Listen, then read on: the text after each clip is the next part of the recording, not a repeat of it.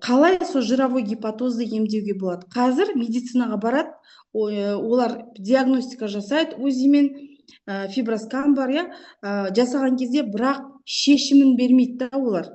Жировой гепатозға ем жоқ. Айтады, диета ұстайсың, жаңағы арықтау керек саған, жүру керек, оны бәріміз білеміз.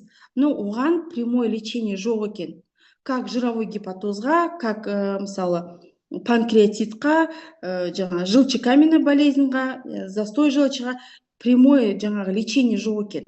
Только айтады, меняйте образ жизни дейді, и мысалы желчта застой болса урсасан береді, там желчегоны береді, ал бауыр қабынса мысалы эссенциали береді, жаңа гипобени, гиптрал береді. Но оның бәрі уақытша. Ол проблеманы капсулировать етіп қояды, қайтадан келесі жолы сол гиптрал уже көмектеспейді. Қаншама адам айтады, бірақ нәрсе соны жазып береді, болды, ол маған көмектеспейді дейді. Мен айтамын, сіз енді дәрігердерді жамандай бермейміз, ол просто система сондай болып тұр ғой, действительно. Медикаментозное лечение қазір ол проблемдерді шеше алмайды. Мен ойлаймын да, значит, проблема не только медицинада, да, дәріде проблема. Значит, дәрідер қазір көмектеспейді. Неге спрос бар? Значит, ол үлкен проблема. И біздің протоколдың адамдар іше бастағаннан кейін қандай керемет нәтиже болып жатыр.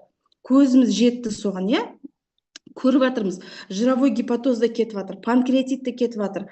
Жаңағы даже онкология печениға да күшті нәтиже алып жатыр. Сондықтан енді ол просто сигнал. Нужно перезагрузку делать бауырдың. Бауырға басқалай қарау керек. Мына біздің протокол бәрі айтады да, мысалы, бір ғана өнімді ішсе болмай ма, ананы енді бауыр, мен айтам, 500 биохимический процесске жауап берсе, қалай сіз бір өніммен оның проблемасын шешкіңіз келеді деймін да.